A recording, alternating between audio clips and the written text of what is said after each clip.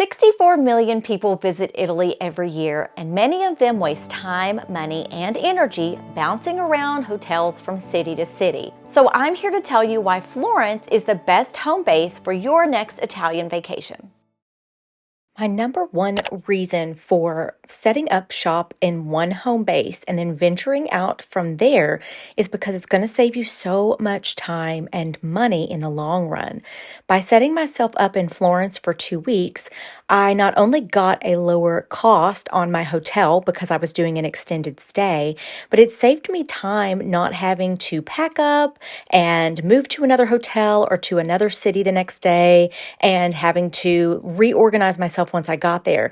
I was saving myself so much time and so much money by just setting myself up in one city for the 2 weeks and then venturing out on the regional train system. I'm hosting a group trip to Italy in May, and I would love for you to join us to see Florence and Rome. I'll put a link in the video description and another link in the pinned comment. Really quick, let me tell you all about it. I'm here at Vatican City. This is officially my 21st country to mark off my list, and you know what? You need to mark it off your list as well. Come with me to Italy, May 16th through the 21st, 2024. We're going to come here to Vatican City. We're going to see the Sistine Chapel, St. Peter's Basilica. We're going to the Colosseum, the Roman Forum, the Pantheon, and so much more. And then we're going to go to Florence and eat all the gelato and see all the art that you can handle. You do not want to miss this trip, and I can't wait to see you there. Click the link down in my description below or in the pinned comments and come with us on a trip of a lifetime. Ciao!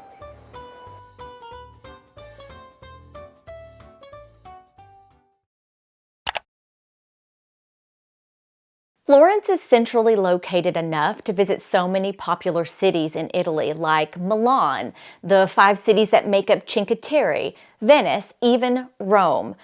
I visited so many smaller cities as well that you've got to see, like Pisa, San Gimignano, Siena, Lucca, Cortona. These are just on day trips using the regional train system. The Tuscan countryside is also waiting for you, so just hop in the car or hop on a group tour and explore local wineries and landscapes. Florence is a transportation hub. Trains, buses, or car rental locations all connect through Florence. Now, when I was there, I used the Trainline app to search and book all of my train tickets. This video isn't sponsored by Trainline, although I am open to a deal, Trainline, if you're watching. I found the app just really easy to use, and I could keep all my tickets right there on my phone instead of printing out a bunch of extra papers to have to carry around. Using Florence as my home base was the perfect way to see so many of the northern and central Italy sites, making it just way too easy to visit all of the iconic Italian sites that you want to see just by hopping on a regional train or bus. So I've told you how Florence is a transportation hub, it's centrally located, but what else are you going to do when you're in Florence? To me, Florence gives that small town vibe, but with lots of famous sights to see and lots of places to shop if you want to get something to take home as a souvenir.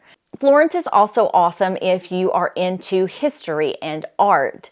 It gives that Italian charm, especially in the early mornings or maybe after 3 or 4 in the afternoon when all the tourists clear out and you're left with just this warm, sunny glow, your gelato, and tons of families out enjoying the evening air.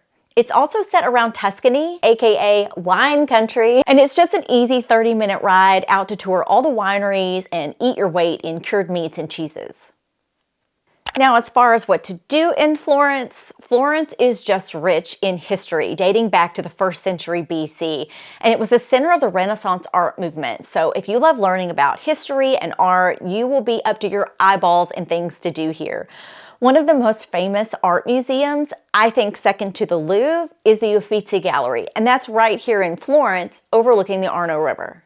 The Galleria dell'Accademia, or the Accademia Gallery, houses one of the most famous statues in the world, Michelangelo's David. You can also gaze up to the golden doors, known as the Gates of Paradise, around the baptistry of San Giovanni. You can climb the Duomo of the Santa Maria del Fiore Church. You can climb any one of the many towers overlooking the city. Now, my favorite tower personally is the Palazzo Vecchio at Piazza della Signora Square. My cute little hotel that I stayed in had a window that looked out over this tower, and it was just so beautiful. It became my little home on my trip in Florence. Another place to see is the Palazzo Pitti, or the Pitti Palace. Now, this is another art museum that used to be a palace for several prominent families starting back in the 15th century. Now, if you're like me and you're not really that big into art, I would skip the palace tour and go straight to the back where the gardens hide. These are called the Boboli Gardens, and these were by far my favorite gardens in Florence to see. The gardens are beautiful, they're sprawling, and it's just a great way to spend the afternoon, maybe have a picnic and just lounge under the shade trees and overlook the city. There's also a beautiful garden terrace near the back that overlooks the city's countryside, and the views are gorgeous.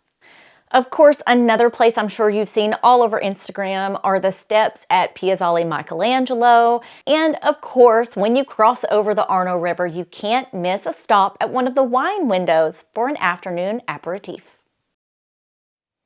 If you're in the mood for shopping or eating some delicious food, head on over to Mercato Centrale. Now, this is a central market building, but the vendors are set up all outside to sell everything from clothing to fine leather goods. Head inside to the first floor if you're looking for foods and spices to take home and cook, maybe some souvenirs to take home as gifts. But don't forget to head upstairs. A lot of people miss this because on the second level, there is a wide variety of foods from all over the world. I went there several times when I was there because it was very close to the hostel that I was staying at, and it was very easy to just go in there and grab something to go if I didn't want to sit down and eat. This place is very good if you have several people in your group because everybody can get something different. Of course, I can't forget to mention Ponte Vecchio Bridge. It's one of only a handful of bridges like it that have been inhabited for a really long time, and it's the oldest bridge in Florence, dating back to the 14th century when it was rebuilt after a flood. Fun fact, it used to house a bunch of butchers and tanners, but it was said that the smell was just too much for the aristocrats who lived next door to endure, so they threw the butchers out and they replaced them with jewelers and goldsmiths. And that is what you will find there today. Along with leather, Florence is very known for its gold wares.